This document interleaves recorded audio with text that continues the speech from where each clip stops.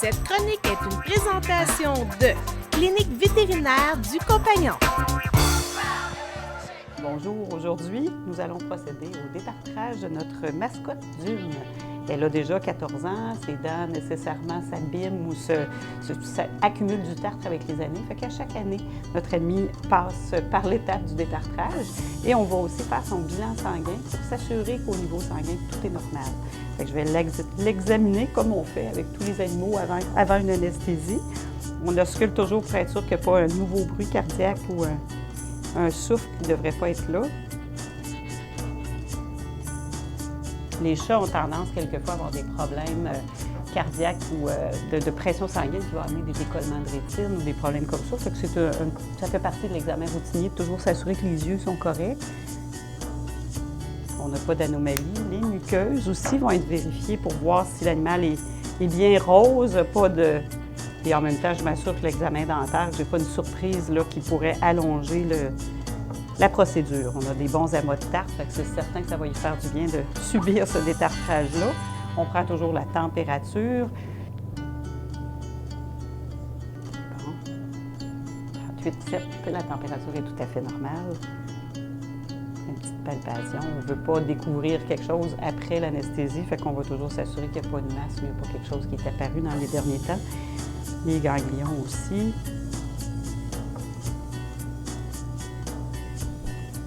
Notre ami Dune est tout à fait correct pour avoir son anesthésie aujourd'hui. On va procéder au bilan sanguin aussi. Fait que ça, pour cette étape-là, c'est les techniciennes qui vont s'en occuper.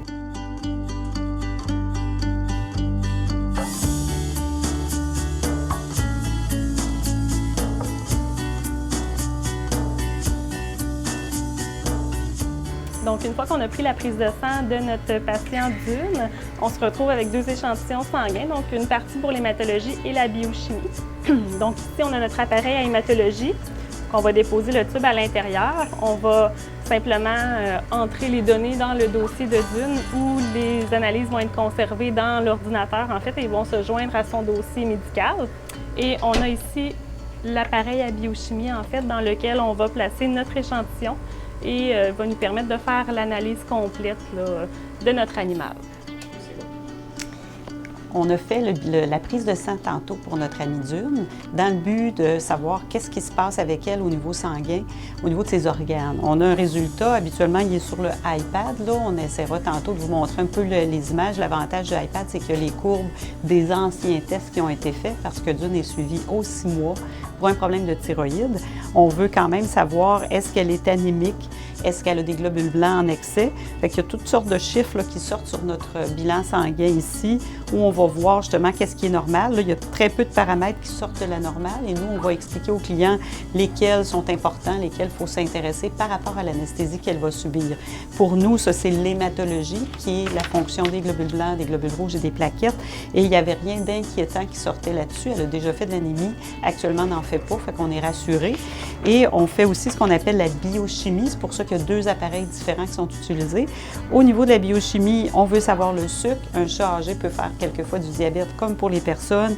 On veut savoir les reins. Ça fonctionne très, très, très bien pour elle. Et on a au bout de la ligne les chiffres de la dernière fois où on l'a testé. On l'avait testé au mois d'août, fait qu'on peut faire le comparatif. On a aussi les enzymes du foie. Quand c'est pas élevé, pour nous, c'est pas grave. Là, fait que les petits chiffres qui sortent en bleu sont pas importants.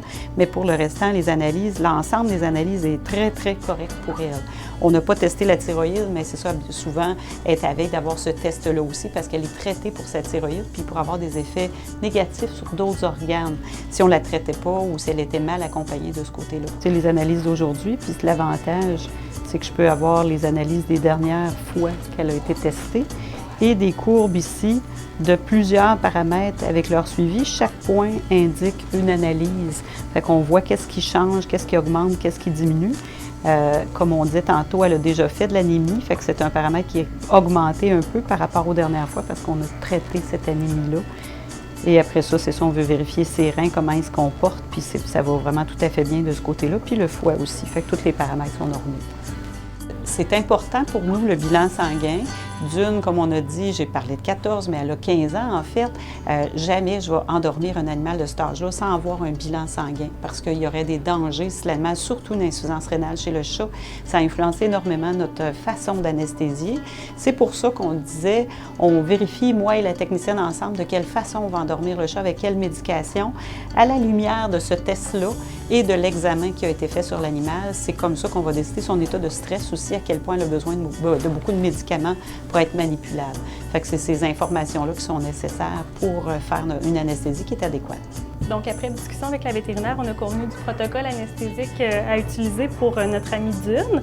Donc là, on va lui injecter sa prémédication pour la relaxer, puis en fait qu'elle soit plus coopérative aussi pour poursuivre la procédure.